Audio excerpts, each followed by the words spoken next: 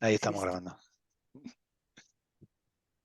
Ahí estamos. Pues, Ah, bueno, yo dice, quería agradecer a la Universidad Católica Santiago de Guayaquil, a ti, Juan Carlos, a Enrique, Jorge, por esta iniciativa, por ponernos a conversar, que es siempre productivo. En esta tarde yo les voy a presentar, como les había mencionado Juan Carlos, el proyecto del conjunto La Tola. Es un proyecto de MCM Mazá, que es un taller conformado por Pablo Moreira, Natalia Corral, Milton Chávez y yo.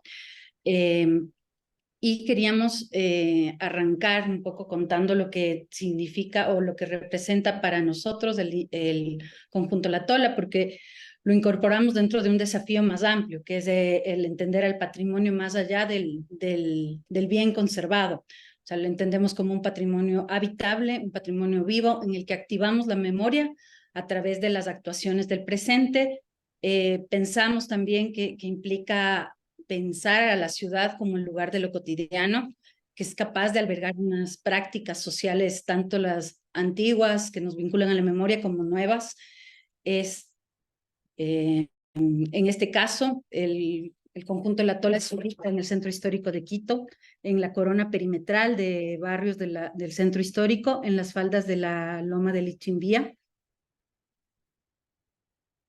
En el centro histórico nosotros consideramos que existen dos condicionantes importantísimas. La una es la morfología edificatoria y la otra es la topografía, precisamente. En este caso, el proyecto nos enfrentaba a un terreno muy particular, un terreno de alrededor de 2.000 metros cuadrados, uno de los pocos terrenos vacantes en el centro histórico de Quito, que tenía esta condición. O sea, digamos, hacia la parte superior de la loma teníamos un frente muy grande, un frente de alrededor de 50 metros, y hacia la parte inferior, en la calle Los Ríos, un frente de apenas 240, y teníamos además unas condiciones muy distintas de desarrollo urbano, ¿no? Hacia la parte superior, una urbanización mucho más reciente, más orgánica, correspondiendo como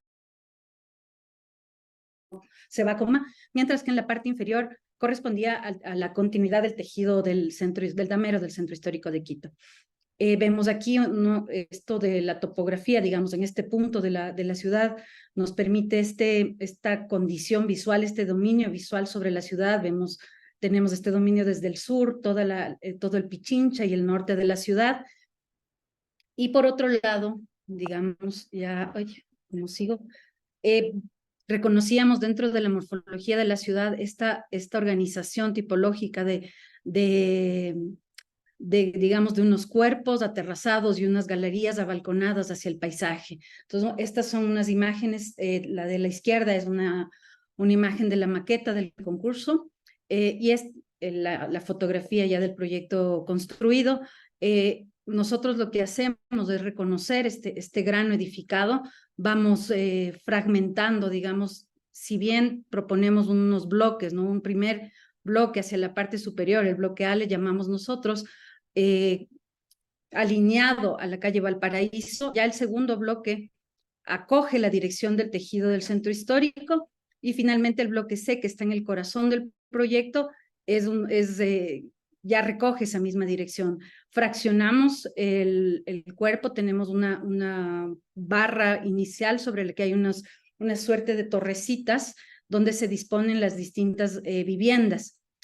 También es importante, digamos, se marca aquí en la imagen de la izquierda una intención proyectual muy fuerte que tiene que ver con los espacios vacíos. Vamos generando unos espacios vacíos escalonados que nos estructuran el proyecto y además un circuito continuo de la circulación colectiva que le dota de permeabilidad al conjunto y que además le permite que no solo las viviendas, que todas tienen esta posibilidad de disfrute del paisaje, digamos, y de captación de luz, también nos permite el que estos espacios colectivos gocen de esas mismas características.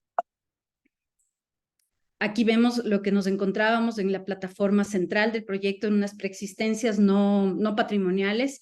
Sin embargo, nosotros consideramos que estas nos permitían anclarnos por un poco de una manera a la memoria del sitio y por otro lado también pensamos que contribuye al carácter del proyecto. Así incorporamos como materia del proyecto esta escalinata, un muro que no lo vemos por aquí todavía, y estas edificaciones. Aquí ven unas imágenes de cómo íbamos leyendo un poco lo que nos encontrábamos y cómo íbamos depurando. Ya en el proyecto final esto cambia, pero siempre mantenemos estas dos crujías y este patio que se conformaba en esta plataforma central del proyecto. Aquí ya unas imágenes de la maqueta que van dando cuenta de un poco de esta estrategia que va asumiendo el gran edificado de la Loma, que va fragmentando el volumen para irse acomodando a la topografía de la Tola. Aquí podemos ver el corte. El corte es tal vez una de las imágenes más, una de las herramientas más ilustrativas en el caso de este proyecto, tanto para su desarrollo como para su comprensión. Vemos cómo vamos acomodándonos a las distintas características que tiene el terreno en los distintos momentos, ¿no? Entonces tenemos un primer momento donde resolvemos y dejamos a los estacionamientos y en la parte superior ya desarrollamos unas viviendas. Tenemos el espacio, el primer espacio que hace de bisagra, luego este segundo cuerpo que se ancla a la loma, básicamente se agarra de la loma, y finalmente el bloque C que se desarrolla sobre estas preexistencias que conservamos, que es donde se concentra, se concentran los usos colectivos del proyecto, y también a nosotros nos parece muy importante el que conservamos un altísimo porcentaje de suelo permeable en esta plataforma. Entonces, esto son algunas de las estrategias, digamos, de sostenibilidad que vamos incorporando, pero siempre con esa mirada de que la sostenibilidad está asumida en un sentido amplio, en el sentido de poner en valor a los tejidos urbanos servidos, con valores de centralidad, con estructuras barriales consolidadas. Aquí vemos esta plataforma, precisamente un poco un desarrollo todavía de anteproyecto, en el que vemos cómo vamos albergando estos usos colectivos, cubiertos, descubiertos, zonas para los distintos grupos etarios de la población, y también se ve cómo desarrollamos o cómo anclamos un volumen, hacemos una incisión en la loma para poder establecer la circulación vertical que nos articula con la parte superior del terreno. Vemos también el zaguán que es que nosotros lo potenciamos y cosemos, digamos, en esta parte, en este frente hacia la calle Los Ríos, cosemos digamos, el tejido continuo a línea de fábrica hacia la calle Los Ríos. Esta es la resolución de fachada. Hay un cuerpo normativo muy estricto en relación a cómo manejar las fachadas en el Centro Histórico de Quito. Se pide que el dominio del lleno, existe un dominio del lleno sobre el vano, que exista un dominio también de la composición vertical. Esta es la interpretación que nosotros hacemos de esta normativa. E incorporamos, por supuesto, algunos elementos que para nosotros nos permiten intensificar el diálogo con el contexto, como es el uso del zócalo, como ustedes pueden ver en la imagen de la derecha, el uso del zócalo y el uso del tejuelo, ¿no? Está como este manejo de envolventes de los volúmenes, que luego van a ver cómo también se aplica en el desarrollo de los espacios interiores. Aquí vemos ya la secuencia de los espacios vacíos, de los espacios colectivos que van comunicándose entre sí, el uso del de los materiales, siempre intentando reforzar las condiciones proyectuales. Y tenemos también como un elemento característico del proyecto el empleo y la interpretación asimismo de las cubiertas inclinadas. El proyecto tiene un 70% de cubiertas inclinadas, también interpretadas, digamos, no es una reproducción de lo que existe realmente, es una interpretación tanto de los cuerpos, cómo se van acomodando y cómo van generando este juego de volúmenes, de sombras, y van componiendo la loma. Teníamos una fuerte responsabilidad, digamos, al conocer que el proyecto iba a generar un cambio en el paisaje de esta parte de la ciudad, de esta parte del núcleo consolidado de la ciudad. Aquí ya vemos algunas imágenes del proyecto finalizado, vemos cómo llegamos del zaguán, de este elemento comprimido, contenido, que nos conduce a esta plataforma colectiva, los volúmenes preexistentes de adobe, y cómo se van desarrollando los distintos cuerpos edificados que van resolviendo las 26 unidades de vivienda que tiene el proyecto. Tiene un local comercial, Aquí vemos también el uso de estos paramentos, ¿no?, continuos, el empleo del material para intensificar las intenciones del proyecto, intensificar también ciertas visuales específicas en cada momento del proyecto. Aquí se ve también un poco este giro que tiene, se traduce este giro que hacemos en el tejido, cómo vamos incorporando las dos direcciones del tejido y cómo se va generando esta dinámica volumétrica y esta dinámica espacial al interior de los espacios. Podemos ver el circuito de espacios continuo, colectivo, que siempre se va proyectando al paisaje. Vemos también estas unidades de vivienda que, si bien tienen un principio de organización muy sencillo, digamos, hay un principio de organización que establece que los espacios servidores, digamos, están hacia el oriente y los espacios sociales, las habitaciones están volcadas al paisaje y hacia el occidente. Sin embargo, si bien hay este principio organizativo que es general o muy común en muchas de estas unidades de vivienda, cada una tiene una peculiaridad y una relación específica con el paisaje principalmente. Ahí vemos algunas imágenes del desarrollo interno de los espacios, como les digo, los espacios abiertos, los espacios sociales volcados al paisaje, la materialidad siempre muy presente, generando esta idea de unidad a la que queríamos llegar entre lo que estamos proponiendo desde el exterior y también que como que se va hacia el interior de los espacios. Algunas imágenes ya del proyecto en uso, en el espacio colectivo, que es se ha conformado una comunidad muy fuerte al interior del proyecto. Creo que esa es una de las cosas que nos satisface más, el que el proyecto es un proyecto querido, habitado, en donde se ha logrado consolidar una comunidad de vecinos que vive tranquila, vive feliz y goza de este espacio y es parte de la ciudad central. Algunas imágenes del sistema de circulación vertical que remata, digamos, anclado a la loma, los espacios que ya les había comentado, algunas imágenes más, y finalmente el cómo se va integrando el proyecto a esta heterogeneidad, esta diversidad construida que se va desarrollando en la loma del Ichimbía. Bueno, finalmente aquí estamos nosotros, quienes les mencioné al inicio de la presentación, y todo un equipo grande de colaboradores. Este fue un proyecto muy complejo en el que participó un contingente profesional muy grande, profesional y no profesional, así que también quería hacer una mención al gran equipo que nos acompañó en el desarrollo de este proyecto. Muchas gracias, Yadira.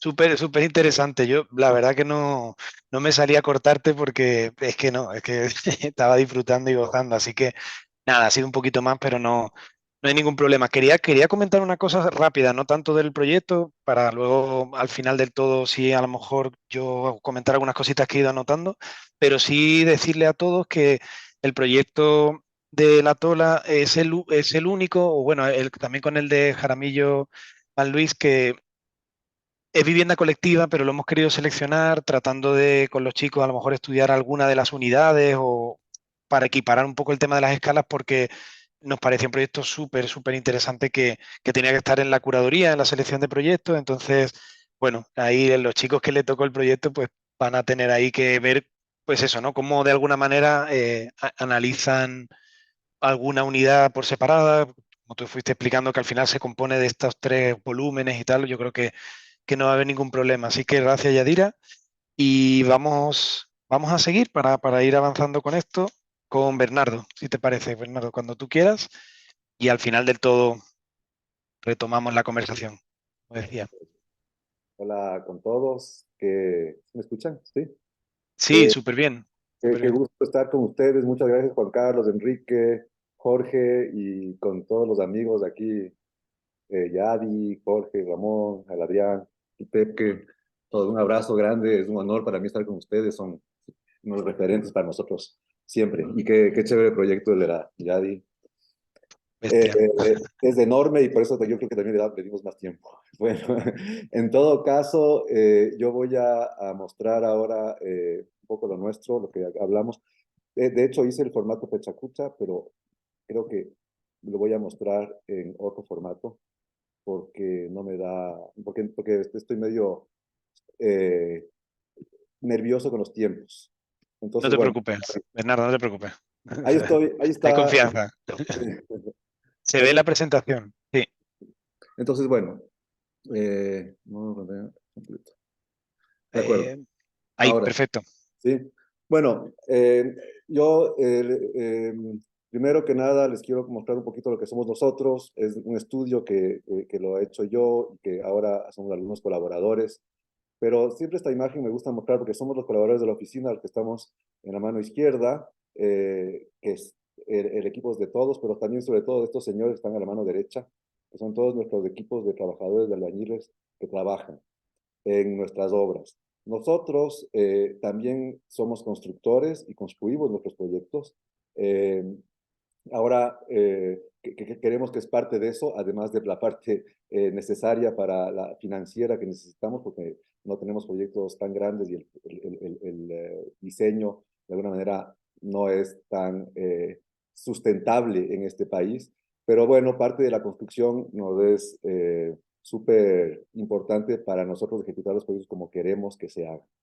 Eh, Hemos hecho varias cosas, si bien nos hemos especializado en vivienda, no porque queramos, pero tenemos varias escalas y varios lugares. Hemos hecho proyectos grandes, este proyecto que es para la microcentral de la Y, que era un proyecto enorme, o hemos hecho algunos proyectos también de intervenciones. Creemos siempre en que rescatar edificaciones construidas sea cual sea, es fundamental para la arquitectura que se haga en el futuro, tratar de hacer una arquitectura menos desechable. Aquí vemos un par de proyectos rápidos que voy a mostrar, de intervenciones en edificaciones construidas, que creo que debe ser algo que los arquitectos ecuatorianos debemos tomar más en cuenta.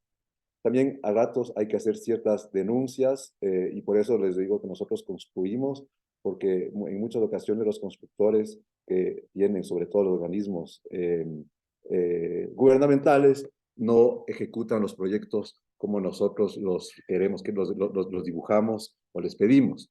Ese es un caso, por ejemplo, que nosotros hicimos de la Biblioteca Benjamín Carrión, que el proyecto se hizo diferente a lo que nosotros lo dibujamos.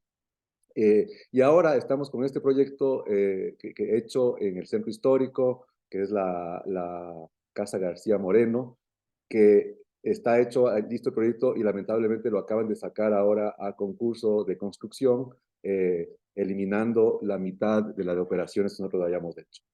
Pero bueno, esa es parte de la cruel realidad del oficio. Eh, Ahora también nosotros, bueno, hacemos mucha vivienda en algunos lugares que nos interesa mucho, sobre todo el tema del paisaje y del lugar donde nos colocamos. Hay algunos ejemplos de aquí de viviendas que hemos hecho. Esta es en Canoa, es una casa que tratábamos de rescatar la arquitectura vernácula local, o sea, librándonos, digamos, separándonos de todos los clichés que pueden haber de hacer arquitectura moderna, sino tratando de utilizar los estereotipos y parámetros de la arquitectura ancestral. Bueno, el proyecto que voy a explicar ahora más es la casa de Lago San Pablo, que hemos hablado mucho. Eh, con los chicos de aquí de la oficina que me ayudaron haciendo la presentación, le pusieron, este es un lugar de reencuentro. Y funciona de esta manera porque este proyecto es un encargo súper curioso. Son tres amigos estadounidenses, americanos, que por X motivos vivieron en el Ecuador en sus infancias y ya de cuarentones deciden en comprar un terreno y generar este edificio, esta casa, para encontrarse ellos en el Ecuador y volver a retomar sus memorias de la infancia. Compraron este terreno en el lago San Pablo. De hecho, fue súper curioso porque yo en esa época estaba viviendo en Alemania, vivía en Berlín. Esto fue 2019, justo antes de la pandemia, y ellos me reclutaron a mí por Zoom, como estamos ahora, que después nos sirvió mucho para trabajar, ¿no? Entonces, paradójicamente, todo lo hicimos virtualmente sin la necesidad. Luego, con el tema de la pandemia, siguió funcionando bastante bien la comunicación y nos generó esta experiencia. Bueno, voy a mostrar primero esta ubicación del sitio, que es uno de los parámetros más importantes que nosotros vimos, que es un lugar súper potente, con una serie de hitos geográficos de la sierra del norte de la sierra andina ecuatoriana. Ya es provincia de Imbabura esto, pero teníamos una serie de estos elementos que eran para nosotros muy importantes, del lago mismo, el lago San Pablo, el Imbabura, el Cotacachi que está arriba, el Cusín, bueno, la laguna de Mojanda no se veía, pero todos estos otros accidentes geográficos se veían. Y curiosamente, cuando a mí me encargaron el proyecto, fuimos a ver el sitio y ellos me decían que tienen un terreno en el lago San Pablo. Y claro, llegamos puede ver aquí un poco justamente la forma del terreno. Entonces llegamos por este lado de la carretera y no se veía el lago San Pablo. Y claro, luego de atravesar 2 lotes, llegamos a este punto de donde sí se veía el lago San Pablo. Entonces, en ese momento dije, bueno, es que no, el lago se ve desde aquí, ¿no? Y ellos querían ver el lago, ¿no? El lago y eso. Entonces, eso nos hizo que justamente busquemos la posición dentro de todo este gran terreno que tenían, de aproximadamente 1 hectárea, para nosotros buscar la ubicación adecuada. Claro, en realidad en este punto la tierra, en realidad el que tenían no era de gran valor económico, por lo que podíamos escoger en muchos sitios el lugar. Y claro, si nosotros vemos aquí la forma natural de la topografía del terreno, por simplemente instinto, nos hubiera hecho a los arquitectos colocar la barra con las líneas de nivel de la topografía. Pero eso nos hacía que le demos la espalda al lago que se ve por acá.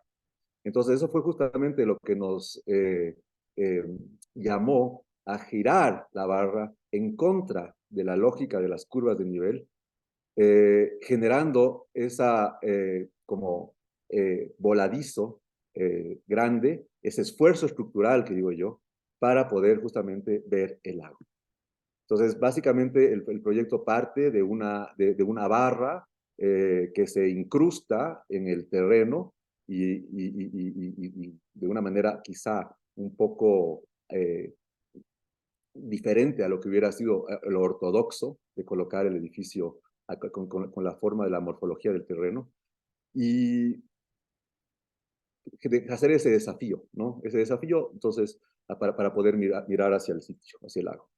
Eh, Aquí hay una foto de la maqueta. El proyecto inicial partía de otras piezas adicionales. Era la barra esta de vivienda, la viga habitable, y unos 2 bungalows que querían agregar inicialmente, que finalmente no se han hecho aún, no sé si los hagan.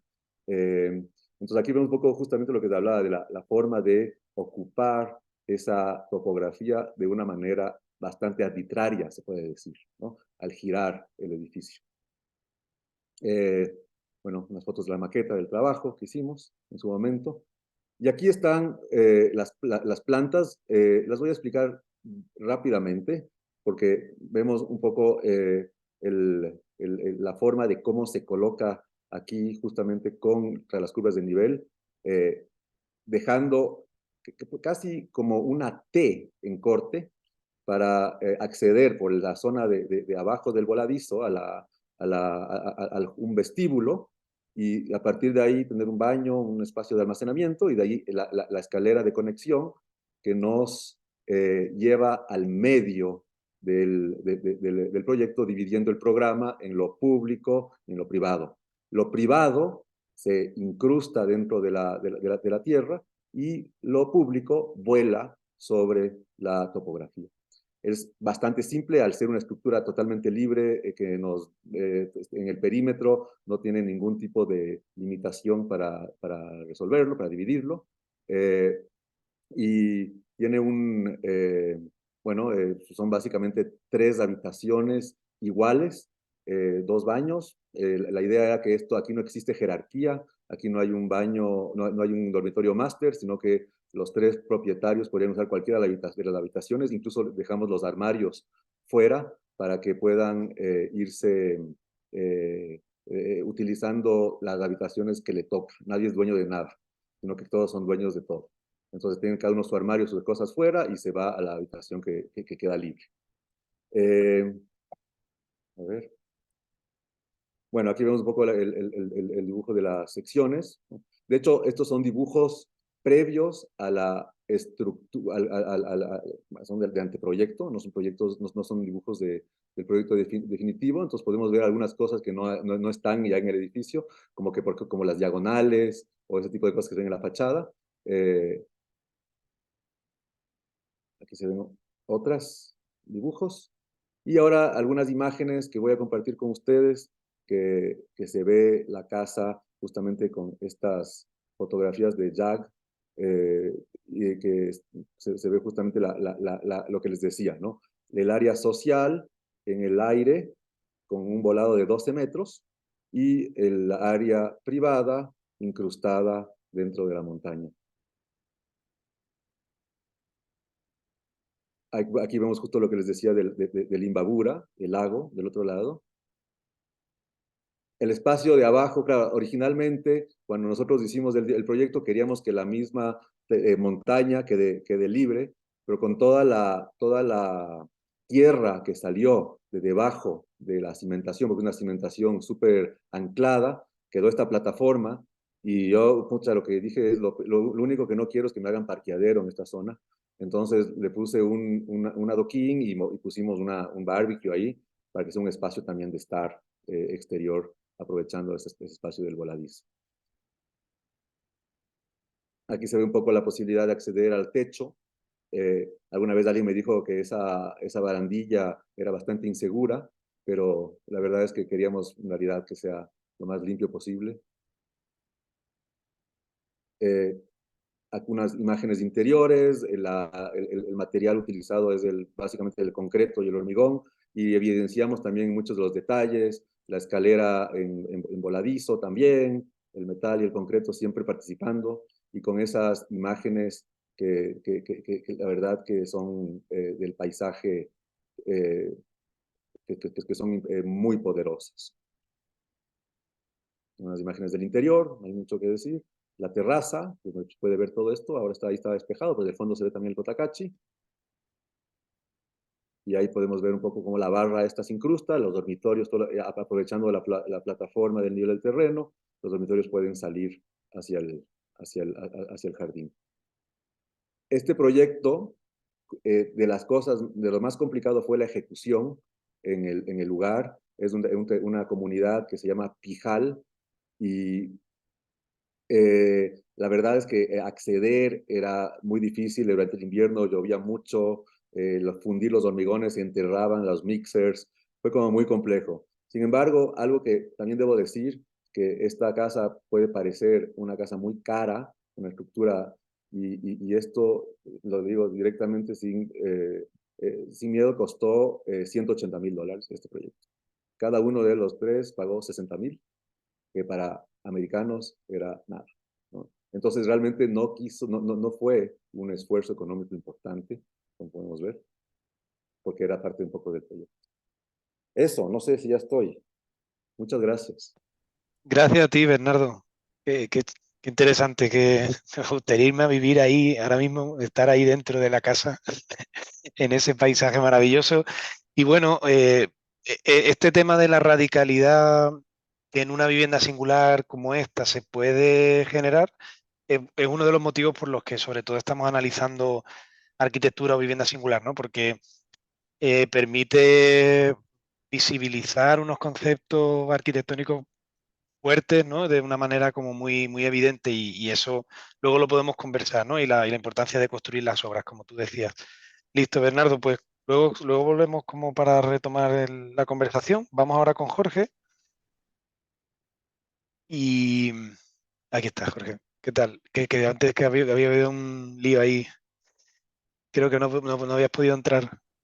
Hola, hola ¿Me con oyes, Jorge? todos. ¿Qué Sí, tal, Jorge? muy bien. Bueno, verles. Bernie, felicitaciones por tu proyecto. Igual Yadira. Estuve en esos dos proyectos y la verdad es que visitarlos es, comprueba que las fotos son reales, es decir, es muy potente, ¿no? Entonces, siempre eso me alegra mucho. Bueno, voy a presentar un proyecto, puedo compartir ahora ya, ¿no? Por supuesto, Jorge, cuando quieras. Adelante. Voy. Sí, ahí se ve la presentación ya. Esta presentación, vale. Este proyecto, eh, bueno, me llamo Jorge Ramón Giacometti, encantado con todos los que no nos conocíamos. El proyecto que voy a presentar se llama El Caballo de Turín y es una vivienda que es parte de un ciclo que yo les llamé el ciclo de guachimanías aniñadas, es decir, parecen guachimanías, pero son aniñadas, yo creo que se explica bien, y, eh, y lo llamaba así hasta que a los clientes no les hizo tanta gracia, así que le tengo que cambiar de nombre. Lo cierto es que llegó al estudio, en ese momento tenía estudio un cliente o un posible cliente que era un escritor y me dijo, mírate esta película. Este es un fotograma de una película que se llama El caballo de Turín. Es una película, un director húngaro que se llama Bel Atar, un súper director. Bueno, es una película que en 2 horas o 3 horas, bueno, pues parecería que el mundo se acaba, ¿no? Es monocromática y dentro de una vivienda, en el medio de la nada, justamente, habitan dos personas. Eh, Había que traducir eso a eh, una realidad de estar en medio de un cráter habitado, de uno de los únicos dos cráteres activos habitados del mundo, que es la reserva del Purulagua. Como pueden ver en esta imagen satelital, todo se llena de neblina, prácticamente, menos justamente todo el área que vemos en el centro, que es la plataforma agrícola. Y nosotros estamos en esa arista entre el bosque nublado y la plataforma agrícola. A la izquierda podemos ver el Chivo y el Pondoña. El Chivo justamente es el, eh, el lugar donde está el flujo magmático, ¿no? Es decir, este montículo está generado por la última erupción del volcán. Por tanto, había que pasar de una película húngara monocromática y absolutamente, vamos a decir, dura de ver, a una realidad vamos a decir, muy pragmática, ¿no? Ese paso me demoró en torno a 6 a 8 meses y le resumo aquí que es una imagen de duelas de pino rojo traído en los barcos. Pino, estos containers de la Chrysler, ¿no? Traen los carros en estas duelas y me pareció que podía ser un buen material porque están ubicados en San Antonio de Pichincha, que es, vamos a decir, al paso entre la ciudad y el cráter del Purulagua. Entonces empecé a indagar esta idea y como siempre, yo trabajo con dos premisas. La una es solamente hacer aquello mejor que el hecho de no hacer, es decir, lo mínimo indispensable. Y la otra, trabajo mucho desde la materia, es decir, ahí hay una especie de, vamos a decir, de arbitrariedad contenida que me permite generar esta punta del ovillo, ¿no? Eh, por tanto, la vivienda, esta es una fachada, se convierte en el módulo de la duela, justamente, multiplicado por X en altura y multiplicado por Y en 7 módulos exactos que nos iba a permitir generar el objeto arquitectónico, entendiendo que debía estar embebido, ¿no? Es decir, entendiendo que íbamos a hacer la mínima intervención posible. El programa el programa tiene una doble intención que justamente tiene que ver con el, con esta doble intención del cliente. Es decir, por un lado, él quería su propio caballo de Turín, aquel lugar donde iba a ir a escribir en soledad, que es todo el módulo de la derecha que tiene 6 por 7. Está el estudio, un dormitorio de visitas y un aseo.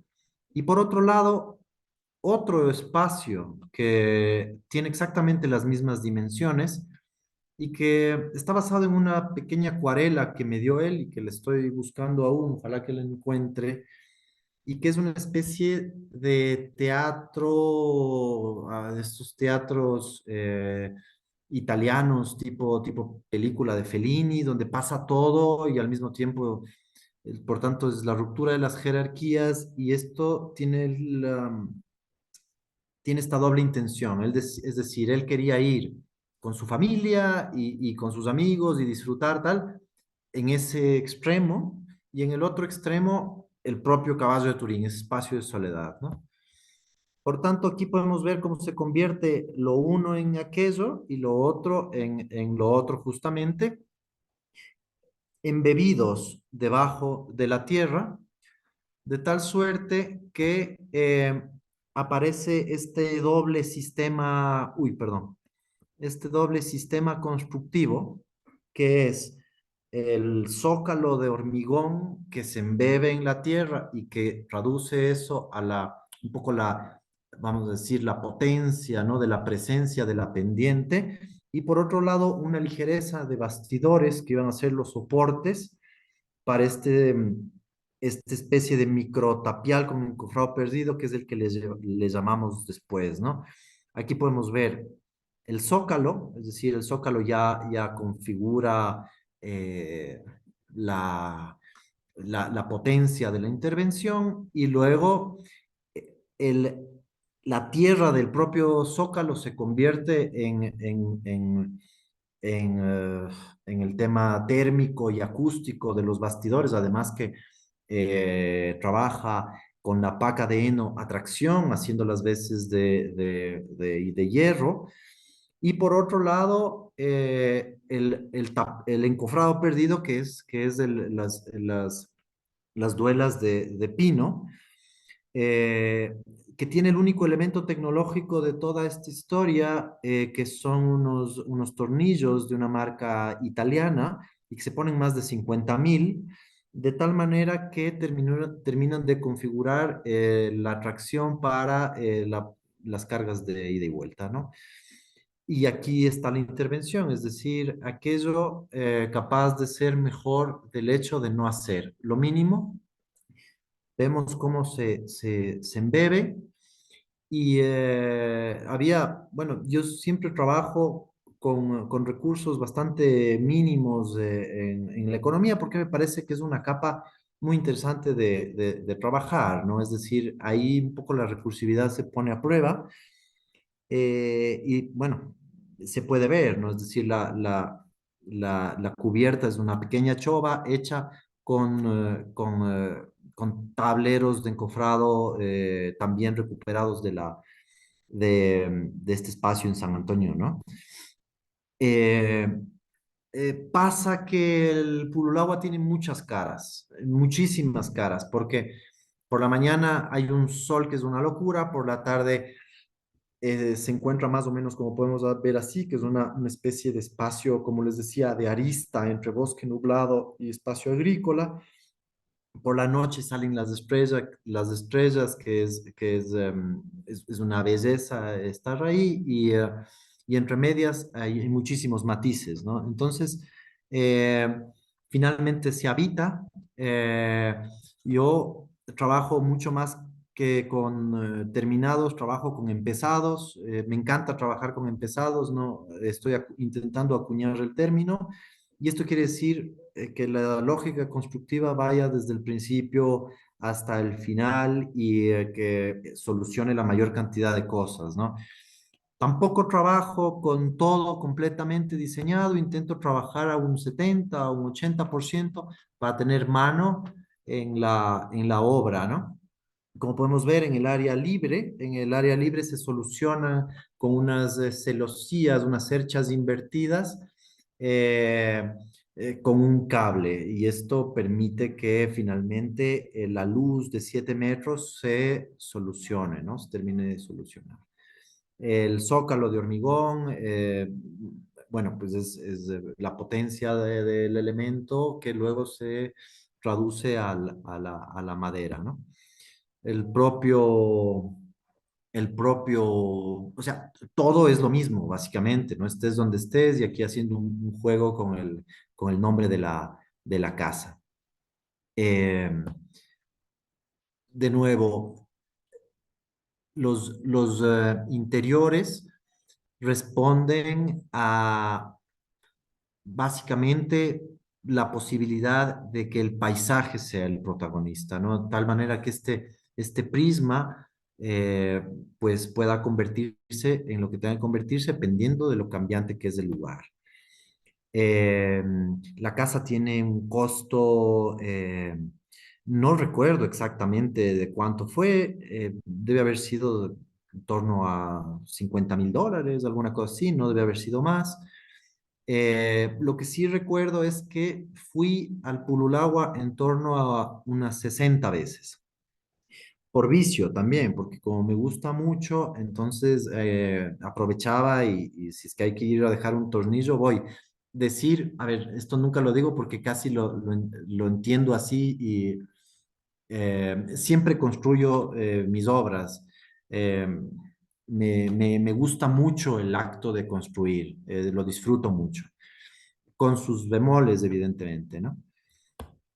Bueno, el estudio habitado. El escritor va a temporadas cada vez más largas. Tengo entendido de que prácticamente ya vive ahí, sigue cuerdo, bueno, eso más o menos pienso yo. Y esta es una foto que me gusta mucho y que le he dejado para el final con el lugar y la potencia del lugar y esa especie de estructura de anonimato, ¿no? Eh, y eso es todo, les agradezco muchísimo. Gracias a ti, Jorge. Gracias por la charla. Yo creo que definitivamente Jorge, Enrique y yo hemos elegido casas que admiramos arquitectónicamente y que nos gustaría irnos a vivir. Yo creo que se suman ambas cosas. Qué interesante. Y de nuevo se insisten en el tema de la importancia de la construcción. Y también me parece interesante con lo que arrancaste, Jorge, y luego lo podemos comentar, de la importancia de visitar una obra para entenderla completamente, ¿no? O la necesidad, para hacer una crítica, un análisis de una obra, la necesidad de visitarla. En ese sentido, pues quiero ir a visitar todas las obras estas que estoy viendo porque algunas no las conozco en persona y creo que la percepción cambia mucho y como tú dices, la buena arquitectura se reafirma cuando la visitas. Así que nada, Jorge, gracias. Vamos con Adrián, ¿verdad? Que Sí, está ¿Qué tal, Adrián? gracias. Gracias por la paciencia y por la espera. No hay Eh, problema. y Chévere, nada, buenas noches. cuando Buenas, tú quieras. buenas, buenas. Gracias a, a la Católica, gracias Juan Carlos, Enrique, Jorge por la invitación. Soy Adrián Moreno de Arquitectura X. María Samaniego no pudo estar aquí por compromisos previos, pero ambos formamos de Arquitectura X en el año 2000, más o menos del mismo año que nos casamos, aunque empezamos a trabajar ya desde antes siendo estudiantes. Yo sí grabé la presentación en formato pechacucha, así que lo que no alcance a decir, pues se quedará sin decir. Gracias, Adrián, te lo agradezco mucho. Estoy compartiendo ya. No, yo por lo menos no lo veo todavía. Eh, A ver, espera, sí, ya, déjame.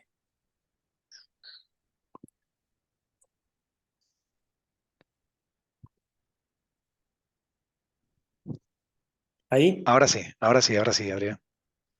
ya, empecemos. Súper, listo, gracias. La casa X se plantea sin terreno como una posibilidad de trabajar una arquitectura genérica para el territorio que actualmente habitamos en Quito o en los valles, a partir de una idea de poder tener una solución sistemática, abstrayéndonos un poco de las ideas personales o de la mano del autor para producir más bien un sistema que sea reproducible y que sea aplicable, flexible, modificable a cualquier sitio. Un poco a partir de una construcción sistemática, prefabricada, prefabricable, ensamblable de manera muy sencilla, pero tratando de aprovechar las capacidades industriales, si se quiere, que tenemos, o semi-industriales que tenemos en el país, con materiales prefabricados cuando fue posible, como el plywood o el policarbonato, o mandados a, ¿no es cierto?, prefabricar como las piezas de metal. Entonces, unos principios constructivos que nos permitieran generar otra vez este sistema que viene desde un sistema o sistematización del proyecto hasta la sistematización de la construcción, procurando hacer algo que sea responsable, coherente y que dé posibilidades, ¿no es cierto?, de alguna manera empezar a modificar la construcción en el Ecuador. No podemos seguir construyendo de ladrillo en ladrillo, construcción pesada que se cae cada terremoto, que mata gente. No podemos seguir desperdiciando el agua en construcción húmeda. No podemos seguir pensando que la arquitectura es permanente, que dura para siempre. Los programas, ¿no es cierto?, van cambiando tanto, las expectativas de la gente van cambiando tanto. La pandemia nos mostró eso patentemente, ¿no es cierto? Entonces, este es un ejercicio en sistematización de, ¿no es cierto?, tanto la planta, el programa, las posibilidades de uso, básicamente dos cajas, ¿no es cierto?, un patio y una espina donde se concentran todos los servicios, circulaciones, todo lo que hace que la casa funcione, para que pueda ser modificada y modificable en el tiempo. De hecho, se modificó durante el proyecto tenía 2 dormitorios aquí, ahora es un solo dormitorio porque tenemos una sola hija. Y después se ha ido modificando con nuestra oficina, donde estoy aquí ahora, ¿no es cierto? Que la bajamos acá a la casa mucho antes de la pandemia.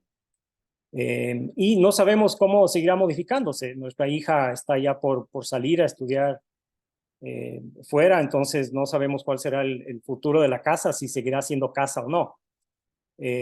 Pero para eso está, para eso la diseñamos y para eso la construimos.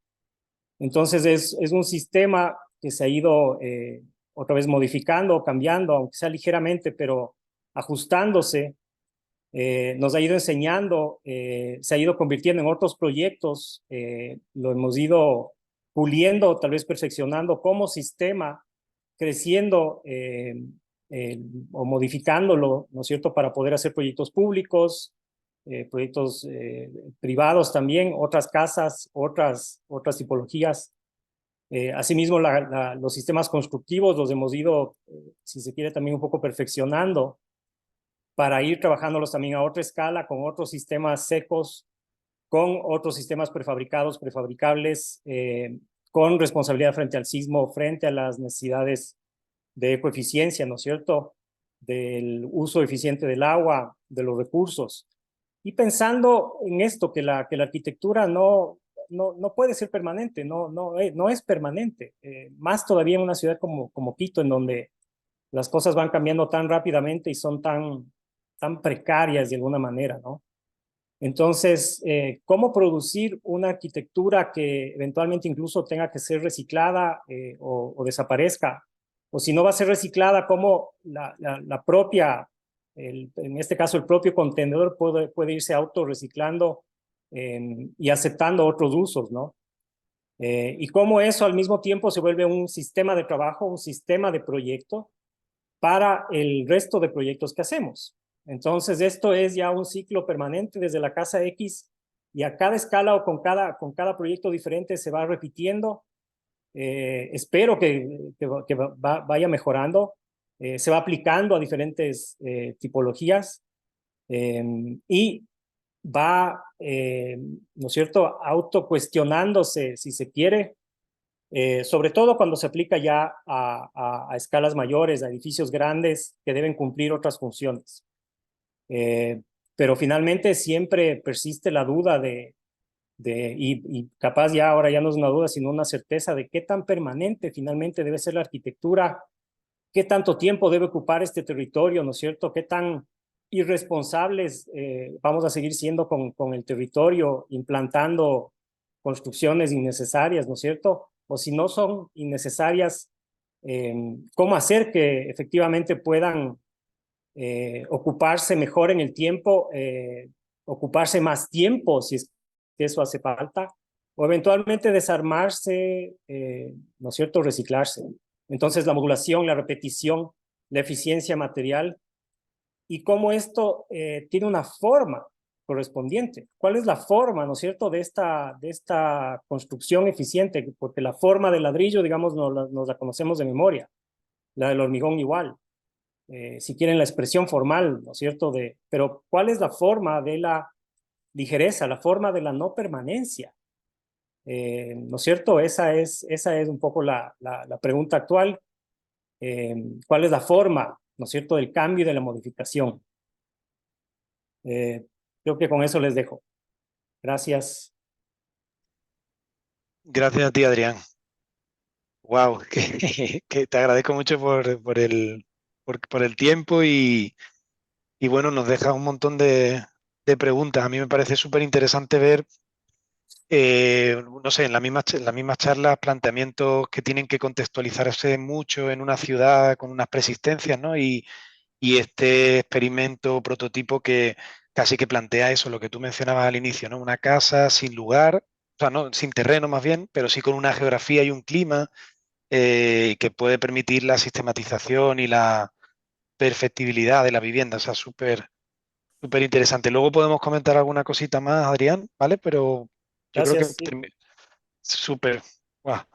Eh, Vamos contigo para terminar ahí. Lo bueno es que tanto la de Adrián como la de Peque sí la he podido visitar. Me quedan las otras tres. Así que a ver si lo consigo para la próxima que vaya a Quito. Chévere, súper. Entonces, ¿empiezo? Cuando tú quieras, sí. ¿Sí se me escucha? Chévere. Sí, sí, Bueno, muchas gracias. súper Peque. Igualmente, le agradezco a la Universidad Católica Santiago de Guayaquil, a Juan Carlos, a Jorge, Enrique, a todos los estudiantes que nos acompañan y por supuesto a mis amigos, la Yadi, que no le he visto tiempos, qué gusto verle por acá, aunque sea, y a todos, Jorge, bueno, no alcanzo a ver ahorita a todos, pero eh, obviamente al Adrián, Bernardo, Jorge, bueno, ya se me acaba el tiempo solo en saludarles mejor. No, Comparto tranquilo. rápido la pantalla. Perdón. Um, um,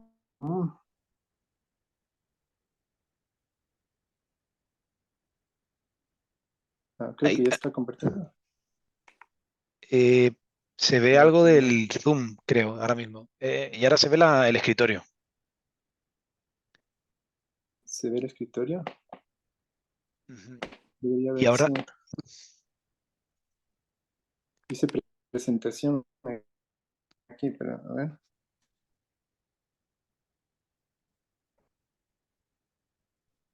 Esperemos que. Ahí está. ¿Se ve? sí, ahora sí, Peque, todo tuyo. ¿Se ve el título? Ya.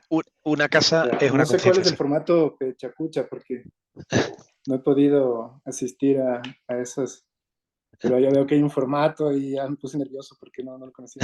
Pero entendí No, que no, debe no, durar más o menos un tranquilo. minutos y 40 Sí, segundos y voy a tratar de resumir eso, una historia de más de 15 años y una presentación que creo que la hice alguna vez para la Bienal y que debía durar, no sé si 15 minutos, pero la voy a reducir a 6 minutos. Voy a intentarlo y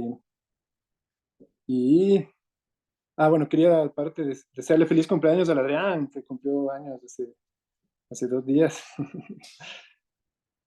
Con eso ya se me fueron 2 minutos. Bueno, eh, el hogar primitivo, una casa, una conciencia. Un poco para los estudiantes de allá que tal vez no conocen muy bien o no se ubican, la casa estaba, cuando se construyó la casa, está digamos como que entre Quito y el aeropuerto, en este valle que ahora ya está bastante poblado. Y cuando se construyó, en la imagen de la izquierda pueden ver, ahí está Tumbaco, y no había la ruta viva famosa que ahora ya atraviesa por donde está esa línea de puntos. Y la casa es un terreno en un lugar que se llama La Cerámica porque había una fábrica de ladrillos y tiene una tierra así muy buena como para los ladrillos, y quedaba entre dos pueblitos que son este de Rumihuayco y Chiviquí. Ahí donde está la X, esta X grande que marca la cerámica, es el terreno que está ampliado, y ahí vemos que es un terreno grande, como una finca familiar que, en la que no pensábamos venir a vivir, pero que poco a poco, por la cercanía con el trabajo y todo, resultó casi ya obligado a hacerlo. Eh, entonces ahí también nuevamente en la imagen de la derecha está la X que marca el lugar donde está la casa dentro del gran terreno este.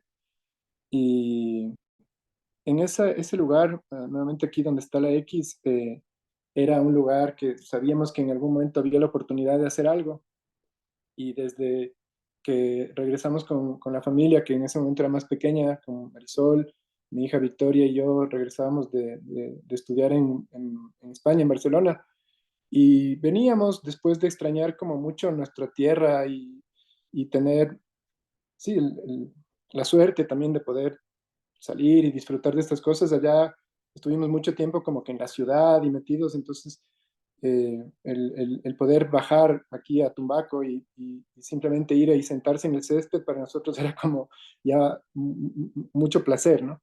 Y el destino hizo que se caiga una rama, ¿ya? Y esa rama ya creó para nosotros un sitio, porque de repente ya teníamos un lugar donde sentarnos a la sombra del mismo árbol que nos cedió esa rama, y ahí están los niños, la mayoría de estos niños ya están en la universidad. No son todos nuestros hijos, ¿no? Pero bueno, creo que ninguno de ellos es nuestro hijo en realidad. Bueno, entonces se creó ese sitio, la rama, el árbol, nos dio un asiento, el asiento y la sombra y el reconocer un lugar y empezar a seguir una serie como de instintos. Creo que el primer impulso, luego el primero lo creó el árbol con la rama, pero el segundo impulso fue crear ese sitio y marcar ese sitio a través de esto que es el hogar. Este es realmente el hogar primitivo, esta pequeña hoguera con 16 piedras y lodo de la acequia. Una cosa así como muy sencilla, pero no porque quisiéramos, sino porque era un poco lo que había. No es porque eso le dé más valor o menos, pero era lo que había y nada más. Entonces, pero eso fue como un primer impulso y desde allí empecé a leer como cosas de Semper. Nunca me imaginé que Semper, este teórico alemán del siglo XIX, se iba a volver un personaje tan importante en mi vida, pero creo que fue parte de esos impulsos. Es rarísimo, realmente yo creo que hay un montón de coincidencias y cosas que no podría explicar, pero Semper entra ya un poco aquí, como que se invita él mismo a la casa y no se ha ido hasta ahora. Y entonces están aquí, bueno, este sitio crea la sombra y la rama crean la hoguera, y la hoguera atrae al brillo de las llamas crepitantes, y el brillo de las llamas crepitantes atrae a las ceremonias y a la gente. Y entonces no hacía falta durante un par de años, o un año y medio, no hizo falta mucho más que la hoguera, la sombra, el árbol, una mesa de picnic que le metimos por ahí, y cosas que empezaba yo a descubrir mediante la observación, mediante la curiosidad, mediante el instinto, y que después igual fueron como consecuentes con todas estas teorías de la arquitectura de Semper. Pero, por ejemplo, algo que me gusta aquí es que cuando me preguntan cuál es el origen como de la arquitectura, me parece que es interesante como cuando en la hoguera ya hay una arquitectura, ¿no? En algo tan sencillo, ese espacio ya tiene una arquitectura, y esa arquitectura está creada, está delimitada por el primer material de construcción, que son las mismas personas que se reúnen alrededor de la hoguera, y la primera dimensión es interesante porque la primera dimensión que usa el ser humano, si es que lo vemos así, es la dimensión de mantener la temperatura de 37.2 grados centígrados, y eso depende, y es chévere porque es relativo, porque este espacio se transforma mucho, se transforma, nunca es permanente porque siempre está cambiando dependiendo de cuánta gente hay, y además ahí, mientras más gente hay, es más fácil conseguir más leña, y es más fácil reunir más ramas y hacer una hoguera más grande, y es muy fácil que ese espacio crezca, y entonces cuando son dos personas ese espacio es muy pequeñito e incompleto, y cuando hay más gente se cierra más, ¿no? Y eso fue la primera casa. Yo creo que esa fue la primera casa que habitamos aquí, ¿no? Pero hacía falta más cosas. Bueno, y después entró un principio que era este del tafetán, que es increíble porque también es muy importante la idea del tejido para Semper, es muy interesante, pero yo no tenía idea en ese momento. Pero creo que lo que sucedió fue que fue un proceso de seguir un primer impulso que parecía contener, puse aquí anoté yo, que parecía contener más sabiduría o más sentido formal que cualquier decisión racional. Entonces, eh, un poco fue seguir unos impulsos, pero unos impulsos absurdos, unos impulsos aleatorios, sino unos impulsos que realmente parecían tener sentido, y confiar más casi en esos impulsos que en el pensamiento, la razón de lo que posiblemente, incluso de lo que económicamente es conveniente, o de lo que debía ser una casa, ¿no?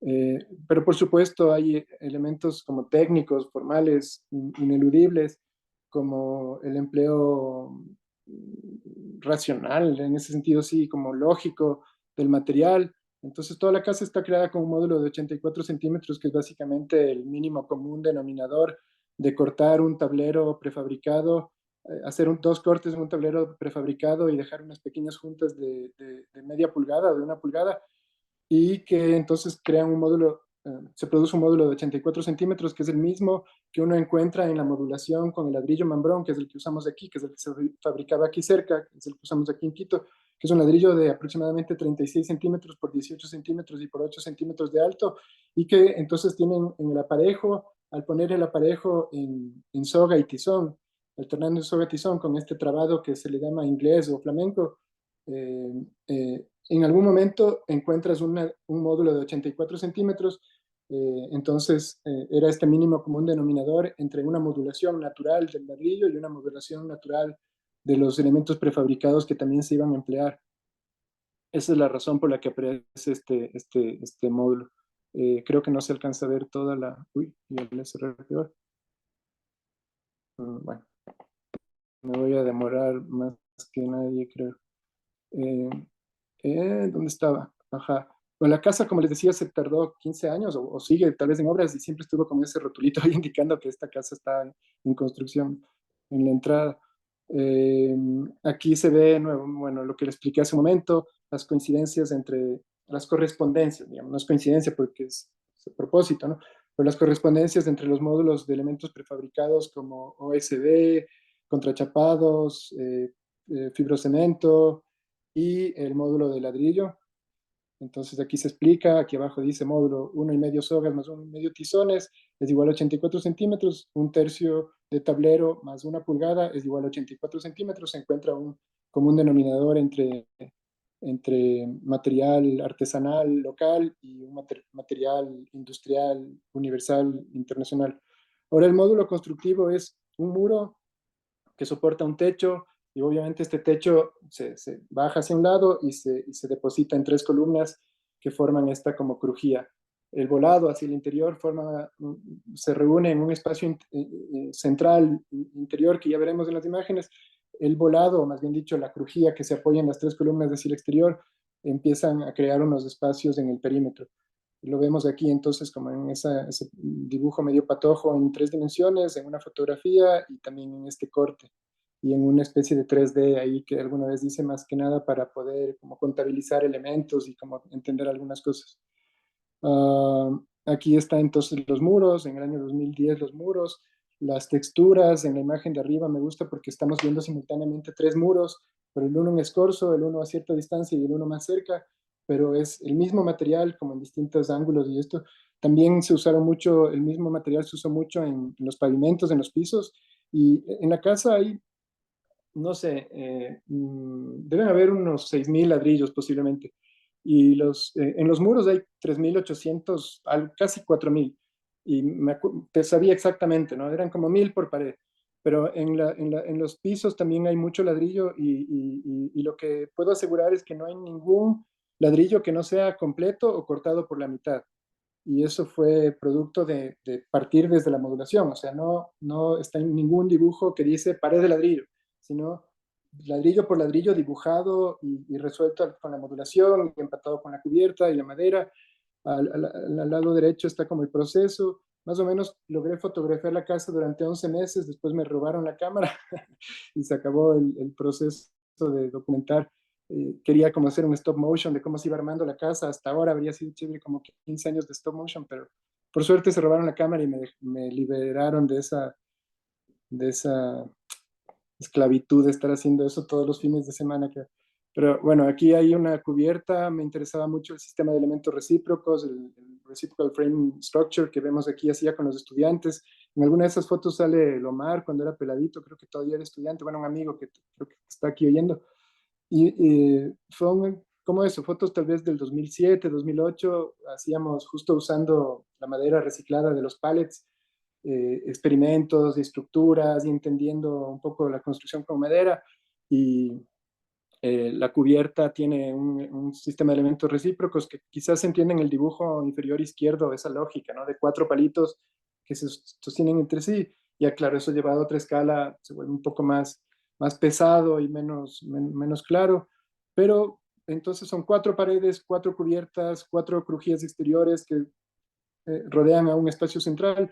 Y lo interesante, claro, ya es con las 4 cubiertas, cómo cubren ese espacio central. Y es muy similar a cuando uno cierra la caja, ¿no es cierto? Cuando uno cierra una caja de cartón, que le traba así como entreteje las 4, como se ve en la imagen superior izquierda. Es prácticamente eso, ¿no? Y eso que parece como tan esquemático, no sé, tan industrial, o no sé, el cerrar las cajas así, lo bonito es que resuena en la arquitectura de muchos sitios, ¿no? Entonces arriba vemos una casa, un atrio pompeyano, un atrio romano, abajo vemos un interior, una reproducción de un interior de una casa más bien norteamericana, pero de los indios norteamericanos, y entonces, y el hogar primitivo, y las 4 tienen, o las 3, estos 3 ejemplos, pero muchísimos más en el Japón, en los Andes, tienen esa misma estructura, ¿no? Entonces, yo le llamaba esto el nido singular de la especie humana, porque como les dije, yo trataba de seguir un impulso. Yo creo que en la naturaleza pasa eso mucho, ¿no es cierto? Cuando se siguen impulsos, o sea, el que construye toda una especie de pajaritos que construyen el nido siguiendo su impulso, terminan haciendo un nido común, un nido que es el mismo, no tienen que pensar mucho, sino como que siguen estos impulsos. El procedimiento o el experimento o lo que sea, que tal vez no es ni recomendable, no es ejemplar, no es que es, pero es lo que pasó. Resultó en una especie de nido que creo que es un nido singular de la especie humana. El que sigue este impulso llegará a algo parecido, independientemente de qué, y eso lo he visto en la historia, ¿no? Luego, bueno, la construcción larga, es difícil construir una casa durante 15 años, a veces sí, una semana no, otra no. Entonces tampoco recomiendo la autoconstrucción, pero fue obligado ya porque nada más, pues si algún rato había para poner un tablero, no había cómo pagarle al maestro para que venga 2 horas esa mañana. Entonces, bueno, el maestro tal vez se demoraba media hora, yo me demoraba 2 semanas, por eso tampoco lo recomiendo, ¿no? Detalles, cosas, tonteritas del momento. Y lo relato un poco porque fue para mí como una época muy, muy alegre, una época muy, muy feliz de nuestras vidas, todo este proceso. Del 2011, entonces en el año 2011 teníamos ya cerrado un dormitorio, un baño y todo el más era un gran porche. Y prendíamos en el centro de la casa, en el centro del tafetán, en ese punto que se ve ahí como en el centro de todo esto, prendíamos a veces fuego y había algo que era muy emocionante y que, en el cual resonaba esto del nido singular de la especie humana, que es ver salir humo por el hueco del centro, alejarse 100 metros y ver salir humo es algo que es conmovedor, ¿no? Pero porque creo que tiene un sentido muy profundo, ¿no? En nuestra, en nuestra, en nuestra evolución, no sé. Y bueno, era así, la casita sencilla. Después ya se cerró, como vemos, hacia el 2014 se cerró ya el espacio central, porque obviamente es mucho más cómodo, es mejor tener una cocina, por ejemplo, y es mejor que no entre toda la tierra y el polvo. Para esa época justo estaban como que adoquinando la calle y ya el polvo y todo, y fue como, gracias. Sí, qué bueno que pudimos cerrar ese espacio y hacerlo cada vez más habitable y más casa, ¿no? Tal vez menos hogar y más casa. Y eso dio esto que vemos aquí en la izquierda, que es muy interesante, que fue que los espacios fueron cambiando por necesidad, ¿no? Entonces, lo que fue un porche en el 2011, vemos aquí ya la casa en la tercera versión, tal vez de la planta, o la tercera versión dibujada de la planta. Vemos que lo que era el porche se convierte en un dormitorio para las niñas, se va cerrando cada vez más el espacio, ya no podemos prender la fogata en la mitad porque se llenarían de humo los muebles y las cosas. Bueno, yo lo haría, pero mi esposa sí se quejaba de que después todo olía humo. Y arriba está ese porche en el 2011 que se convierte en el dormitorio de las niñas, que es justamente la planta que estamos viendo aquí para el 2016, que se transforma en la sala, que es donde estoy ahora, que llega a ser ya la sala para el 2019 y no sé, ojalá algún día vuelva a ser otro porche o quién sabe, o que siga siendo, o que vuelva a ser el cuarto de las niñas, o bueno, que sea lo que tenga que ser. Es bonito eso de la flexibilidad, que creo que es una de las cosas que tal vez sí recomendaría que tiene esta casa. Para el 2019 se recupera el porche, las niñas salen entonces de lo que ahora es la sala y se van al primer porche que está por acá. Bueno, y no se alcanza a ver justo aquí, pero los solsticios es una casa que también siguiendo impulsos así un poco intuitivos, eh, eh, eh, tiene baila bastante con el sol. Entonces, en septiembre, en marzo pasan cosas, en junio y en diciembre pasan otras cosas y siempre es que lo hice yo igual sin mucha conciencia de, es que esto es andino, ancestral y todo, no tenía idea que eso tenía algún sitio pero luego ves que en Ingapirca y estas cosas que para otras personas, seguramente porque hay algo de la especie humana puesto aquí, también tuvo sentido. No lo conozco, esas personas murieron hace 2000, no sé cuántos años o algo así, pero les pareció interesante hacer algo que aquí también se hizo, ¿no? Y todas bailan al mismo tiempo. Bueno, ya la casa más o menos en el estado actual, por ahí se puede ver la modulación aritmética de los 84 centímetros, una modulación más bien geométrica aquí en esta fachada hacia el lado derecho. ¿Qué más les puedo contar? No sé, distintos estados de la casa. Quizás cuando más me gustaba a mí es como está en esa imagen superior izquierda, cuando que solo era cerrado el dormitorio y salía el humo por la parte de arriba. En la imagen superior derecha, una habitación que ahora es del Salvador, de nuestro hijo intermedio, que tiene como 16 años, pero que al comienzo era la habitación de la Marisol y mía, digamos, del dormitorio máster. El porche, la foto cuadrada de la mitad con esa refrigeradora turquesa ya no existe, ese espacio ya no existe, ese espacio es ahora el dormitorio de las niñas. Eh, el área del centro que ha ido cambiando, ahora es casi prácticamente solo un comedor, ya no es sala, entonces ya puede venir más gente a comer. Igual, distintos momentos, ese espacio central cuando era sala y cuando entraba el sol al centro. Ahora mientras revisaba y decía, ¿qué voy a decir? Vi que la mesa ha ido cambiando, ¿no? La mesa del centro aquí es de vidrio y es redonda y esta me encanta porque creo que justo es una chévere cosa que coincide con el equinoccio porque entra la luz por un espacio, por un hueco cuadrado, atraviesa una mesa redonda con patas triangulares y todo se graba en el piso, ¿no? Y eso para mí, además tiene como un sentido simbólico que no voy a explicar, pero que tal vez se pueden imaginar, ¿no? El cuadrado, el círculo y el triángulo coincidiendo en los equinoccios del Sol y la Tierra y esas cosas, que para otros tiempos tenían también bastante sentido. Pero esa mesa ha ido cambiando, ¿no? Cada foto es otra mesa, es bien raro. Yo no cambié, no sé quién es el responsable del cambio de mesa. Y finalmente la casa más o menos en estado actual, ya el cuerpo este principal, el hogar, así como lo primero fue de abandonar la hoguera primitiva y hacer esta casa medio cuadrada, luego ya explotó a una cosa más, ya una aldea, donde al fondo está el taller y ha ido cambiando también de piel. Entonces, esta es también, como podríamos decir, la tercera fachada. ¿Se acuerdan la refrigeradora turquesa? Aquí en la foto inferior derecha, donde están estos triángulos azules, es el mismo espacio, ¿no? Pero la tercera fachada de ese espacio, ¿no? Y eso, el hogar primitivo. Muchísimas gracias por su atención. Espero no haberme alargado demasiado. Gracias a ti, Peque. Qué interesante, de verdad, qué presentación. Lo que estaba pensando es que si sigue esto un proceso evolutivo lógico, del hogar a la casa, luego a la aldea, cuidado, se te forma el pueblo ahí ya, el asentamiento ya total. Un Que asentamiento.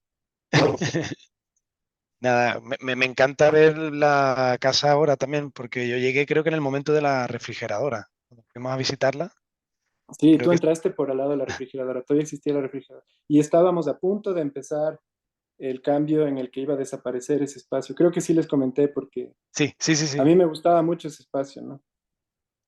Sí, Y, y se iba a perder a los pocos días, ¿sí? que creo que tienes que dejar de compartir Ah, la pantalla. Ahí, ahí está, ahí estamos, perdón. ya estamos, ya estamos. No, no, para nada. Bueno, ahí ya sí terminamos con todas las charlas.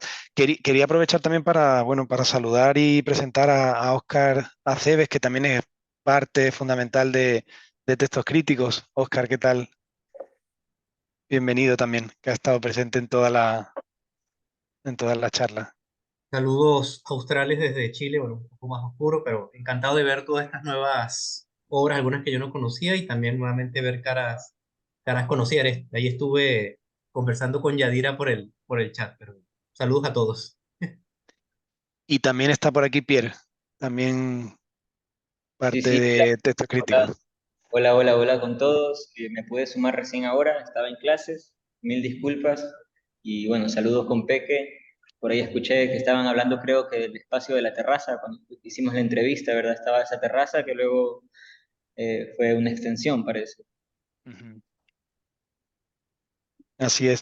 Eh, a ver, yo tampoco me quiero extender mucho, lo que creo que las notas que he ido tomando en algún rato, a ver si las puedo pasar a limpio y os la comparto, porque son muchas ideas que me gustaría compartiros, pero a mí hay una cosa que me ha llamado la atención de todas las presentaciones por buscar, como hacía Peque, ¿no? El mínimo común múltiplo, y es como el tema de las dualidades, porque Yadira empezaba hablando de dos dualidades, ¿no? La del frente amplio versus el frente estrecho, el tejido histórico frente a la ciudad nueva, o sea, cómo trabajar con estas cuestiones, ¿no? La persistencia y lo nuevo.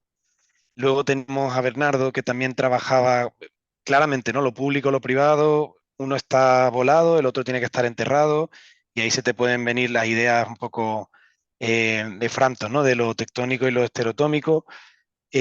Jorge también trabajaba con las dualidades porque prácticamente el pedido de la casa era eso, ¿no? El espacio privado, el caballo de Turín, versus el teatro italiano, el espacio que cambia, que es flexible, que no tiene jerarquías, pero que los dos tienen la misma medida, ¿no? O sea, que son duales, pero... Y el zócalo de hormigón, o sea, lo pesado también con las maderas ligeras. Adrián también tenía la dualidad también o sea, de enfrentar lo seco con lo húmedo, o sea, cómo sistematizar la arquitectura y también, o sea, cómo asentarte en un terreno que al final debe responder a un lugar, pero cómo tratar o sea, de no, como no meter la mano del arquitecto, creo que mencionabas esa frase, ¿no? Y tratar de entenderlo de una manera mucho más universal o que la arquitectura se construya como si fuera un mueble, ¿no? Que se puede desarmar. Y Peque terminaba con dualidades también súper potentes, ¿no? El tema del impulso, la intuición, o esto que justo otro alemán, creo que también William Worringer, en el libro este de Naturaleza y Abstracción, hablaba de eso, o sea, que al final hay unos impulsos casi que naturales que están en el ser humano, que hace que haya pirámides en dos lugares de la Tierra sin que hayan tenido conexión, versus la racionalidad, la abstracción, ¿no?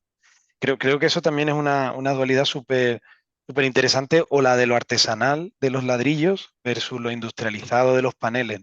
Entonces, mm, o sea, a mí me parece especialmente interesante el que, o sea, el ser capaz de moverse en estas dualidades. Creo que además los proyectos que hemos visto, personalmente creo que son muy radicales en el buen sentido de la palabra, o sea, que van a las raíces de la arquitectura y tratan de, desde un objeto singular bastante pequeñito, repensar prácticamente la disciplina en la arquitectura. Yo así lo pienso y creo que por eso están aquí también elegidas las casas. Y luego, bueno, habría otras cosas que comentar, pero como digo, tengo muchas ganas de visitar los proyectos de Jorge, de Bernardo y de Yadira y los colegas. Espero hacerlo prontito y más bien dar paso a que comentéis cada uno lo que queráis para conversar, como bien decíamos al principio.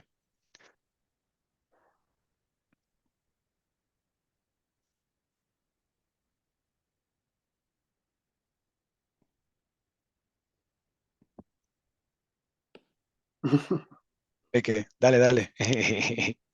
No, yo no tenía nada que decir.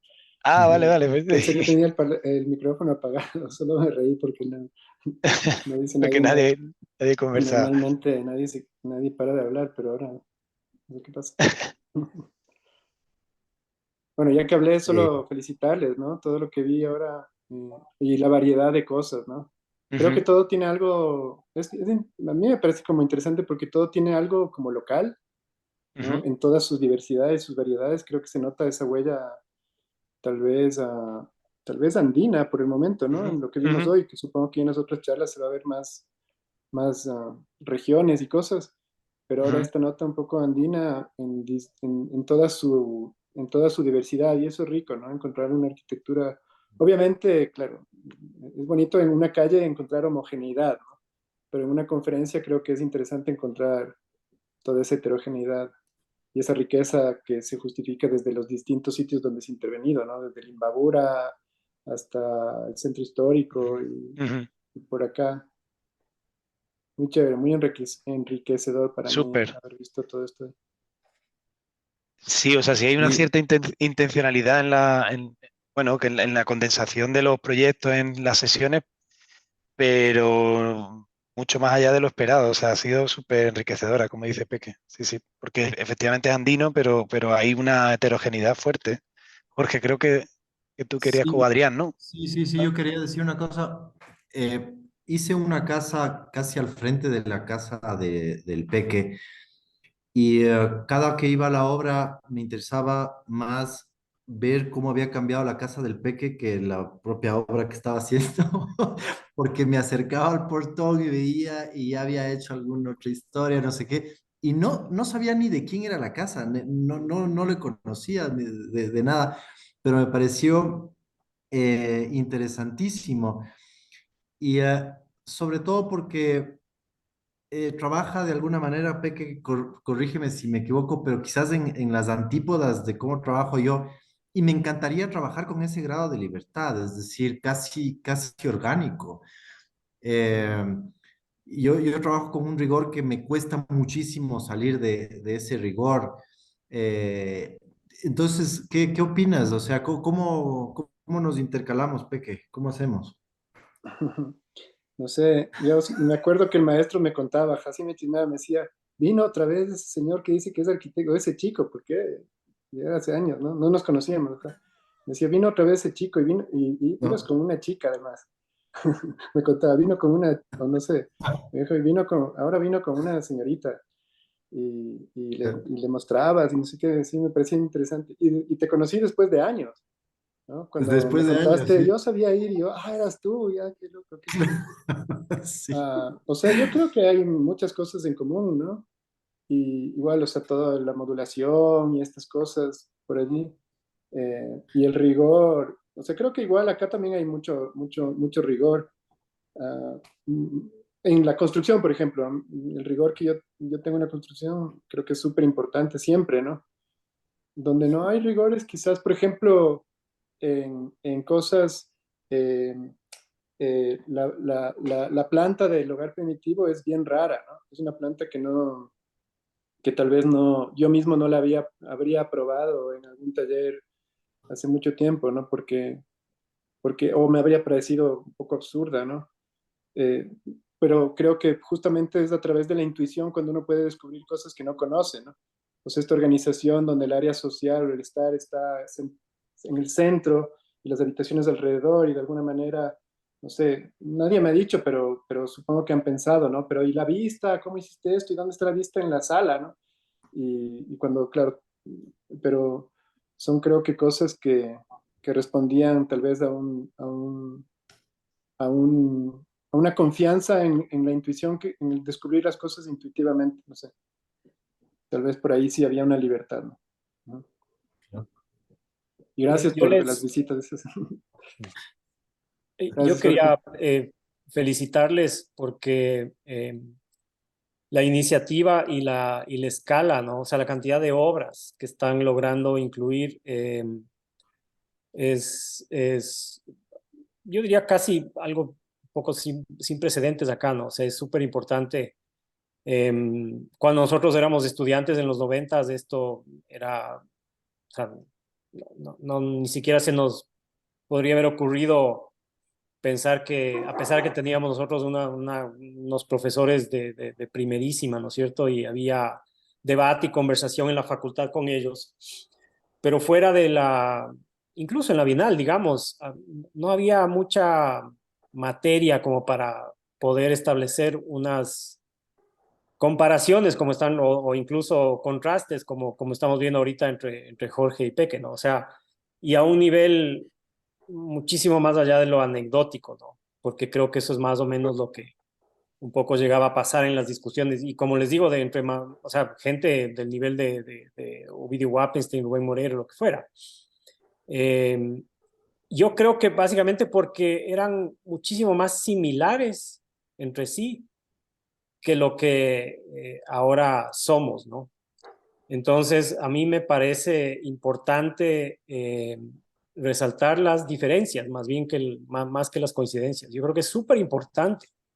Y sobre todo en el Ecuador, como les digo, pensando en este contexto histórico, yo creo que muchísimo más importante. Y o sea, si esto va a producir trabajos ¿no es cierto?, futuros de ustedes, el ir, ¿no es cierto?, decantando o explorando o resaltando justo la heterogeneidad, ¿no es cierto? Y las diferentes aproximaciones y los diferentes resultados. Finalmente, las aproximaciones no importan mucho a menos que sean muy didácticas, ¿no es cierto?, que sirvan para enseñar, sino los resultados. Entonces, vemos obras de muy alto nivel que no son, digamos, incluso comparables materialmente, constructivamente o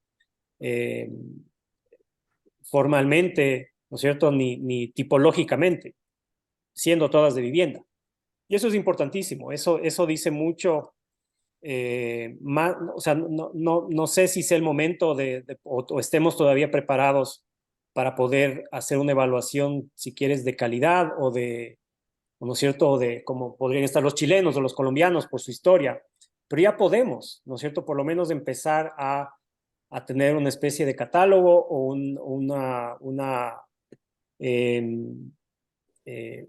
ya unas agrupaciones o unas categorizaciones, o sea, algún tipo de sistematización de la arquitectura contemporánea ecuatoriana. Y creo que sí, efectivamente esto puede o debería llegar a convertirse en algo transmisible. O sea, a partir de esto sí yo creo que se puede enseñar ya, ¿no es cierto?, cómo hacer arquitectura local, o por lo menos ya hay material para decir sí. O sea, aquí sí vemos, lo que decía el Peque, ¿no es cierto? O sea, vemos aquí que hay por lo menos una especie de base andina, que si uno ve o veía los edificios de hace mucho, o sea, sin querer calificar ni hacer juicios de valor, pero El mismo edificio en Quito, el mismo edificio en Bahía, el mismo edificio en Guayaquil y en Manta, pero literal el mismo, ¿no? Y no de un mismo autor, sino que de varios autores el mismo edificio o la misma casa, ¿no es cierto? Que era peor tal vez si se quiere. Y el mismo sistema constructivo, el mismo acabado, o sea, entonces eso creo que es importante poder ya empezar a trabajar sobre esta base y en un proceso crítico, ¿no es cierto? Ya más local, digamos, más enraizado en lo que estamos haciendo, o sea, y empezar a ver si a partir de eso puede haber ya una o unas escuelas de arquitectura locales. No sé si eso sirva de algo o tenga sentido, pero yo creo que sí, o sea, por lo menos para nosotros es súper importante siempre estar conectados y aprender de la historia local, además del universal, ¿no? Tenemos la suerte, obviamente, de tener los colegas y compañeros que tenemos, con los que nos vemos todavía y colaboramos todo el tiempo, que están aquí, ¿no? Presentes. Que además vienen o sea, tenemos padres de arquitectos, que es otra suerte enorme, o sea, coincidencialmente, ¿no es cierto? Y en el caso del Bernardo, su abuelo, o sea, por favor. Entonces, no sé si eso sea coincidencia, o sea, si es casual o más bien causal. Yo diría que es causal, o sea, yo sí reconozco que soy hijo de mi padre, absolutamente, así como soy hijo de Rubén Moreira, de Jaime Andrade, del Taller 4, ¿no es cierto? Y de muchos más. Entonces, del abuelo de Bernardo, o sea, de los Patiño. Y justo estábamos, o hemos estado, creo que como grupo nosotros desde los 90 buscando precisamente o tratando de identificar esas raíces, o esos fundamentos, o esa esencia, ¿no? Y lo chévere es que a partir como que de esa búsqueda común o de esas mismas raíces o de esos mismos maestros o padres, vemos resultados tan heterogéneos. Eso yo creo que es algo que no, que tal vez podría decirse que es la primera vez o está pasando, ¿no es cierto?, por primera vez en el Ecuador. Entonces, como iniciativa suya, yo creo que es súper importante que esto tenga una continuidad en ese sentido y no solamente sea el grupo de obras presentadas, sino que ya empezar a producir este nivel de análisis y crítica para que los estudiantes se den cuenta, entiendan que hay muchísimo antes que nosotros, hay muchísimos arquitectos, muchísima arquitectura, y que nosotros estamos parados sobre un montón de historia local, ¿no es cierto? Que yo, por lo menos, yo sí la veo reflejada en las obras de mis colegas, amigos y compañeros, ¿no? Pero ya con un nivel de heterogeneidad o de diferenciación o de localidad, si se quiere, o de incluso ya de un nivel ¿no es cierto?, de mayor entendimiento y no solamente de repetición o de ¿no es cierto?, llámese, o sea, yo creo que ya hay un salto en el oficio. Ya hay los arquitectos contemporáneos, o sea, yo creo que mis colegas y compañeros, yo creo que ya manejan muchísimo el oficio y son capaces de empezar ya a producir arquitectura ecuatoriana de calidad, que no es necesariamente ya una copia o ¿no es cierto?, una importación, sino yo creo que ya tiene muchísimas características bastante más sutiles que las que tenían nuestros predecesores. Nada más. Gracias, Bueno, Adrián. yo voy a hacer solo un brevísimo comentario. También estoy de acuerdo un poco en felicitar la iniciativa, en, la selección un poco con una mirada más amplia de la panorámica de producción. O sea, me parece que en lo que se está trabajando, en lo que están proponiendo ustedes, están saliendo de los lugares comunes. Eso a mí me parece valioso el que podamos discutir, para mí, desde los encuentros y desde las diferencias, ¿no? Creo que es una cuestión bastante productiva para quienes estamos trabajando, estamos produciendo, estamos enseñando, Creo también que yo no estoy tan segura de que exista un salto actual necesariamente en la arquitectura ecuatoriana, si se quiere decir. Creo que han habido momentos de buena producción, de buenísimas obras. Eh, Tal vez sí que puede haber una, una intensidad en la comunicación, una intensidad en la reflexión sobre lo que estamos haciendo, y eso sí que es importante. Yo no me atrevería a opinar, más allá de felicitar el trabajo de mis colegas, eh, ahora, por el momento. Sin embargo, creo que se van intuyendo unas discusiones que podrían prolongarse en todas las sesiones. O sea, se ve que hay diferencias sustanciales en cómo se entiende el lugar, en cómo se entiende la ciudad, en cómo se entiende el paisaje. Entonces creo que en cómo se entiende la resolución material, la resolución constructiva, el rol que cumple el material dentro de un proyecto arquitectónico, urbano. Entonces creo que hay muchísimas líneas abiertas. Eso es lo que me parece tal vez interesante, y creo que es interesante leerlo en la serie completa, digamos, ¿no? El ver qué nos aporta o cómo podemos indagar más allá a partir de la serie completa de aproximaciones que vamos a ver. Solo eso quería decir, nada más, y gracias nuevamente por la invitación. Gracias a ti, Yadira. Súper interesantes las reflexiones que se están compartiendo. No, Yo creo que un poco tomando las palabras de Adrián, que no tengo el gusto de conocerle personalmente, pero que sí visité esa obra. Y mira la dicotomía. Me acuerdo que visité la obra con Solano Benítez en alguna visita que hizo al Ecuador. Debe haber sido por alguna VAC. Pero claro, casi justo por lo que decía Adrián de esta heterogeneidad. Claro, Solano Benítez igual es lo más distinto a la obra de Adrián por muchas razones. Y sin embargo, la buena arquitectura se reconoce y ya está. Entonces, yo creo que más allá de la pertenencia, ¿no? Esta pertenencia que a mí siempre me parece tan difícil de leer, que si la arquitectura local, andina, tal.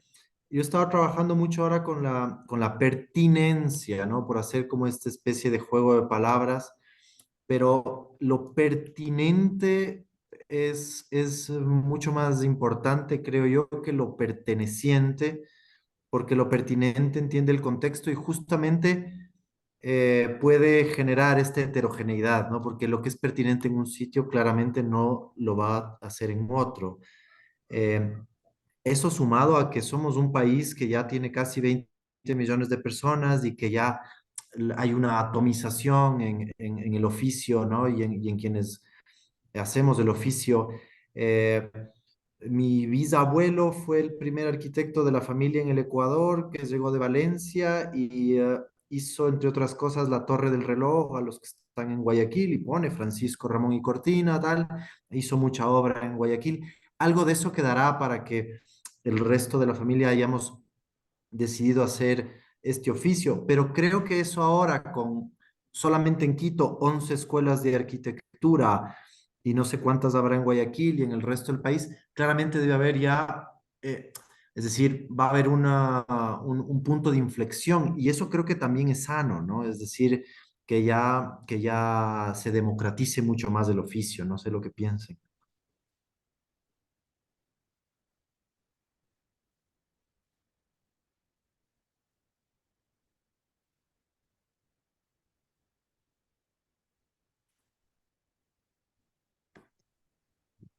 Jorge, creo que Bernardo quería comentar algo, ¿no? Me pareció.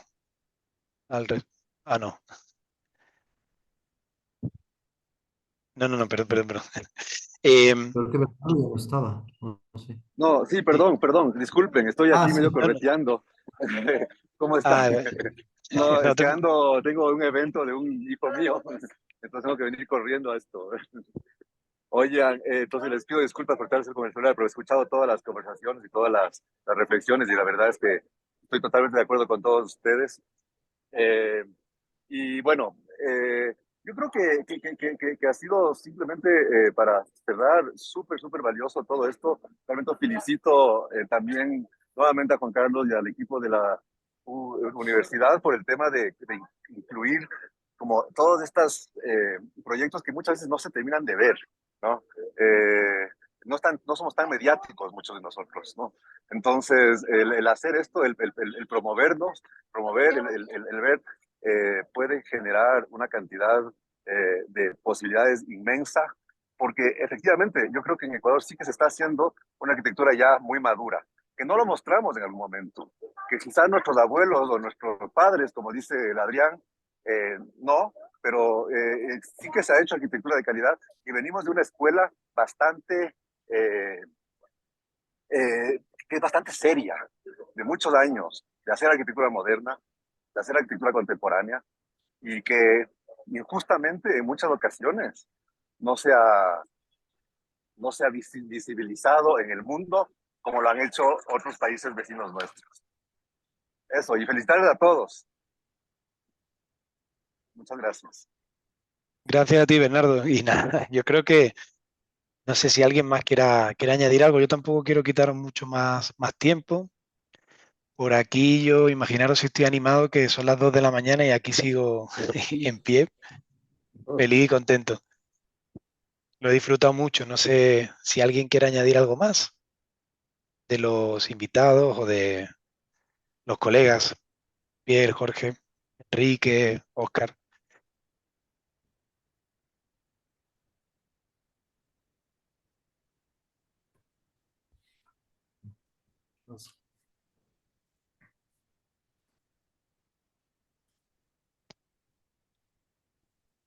Listo.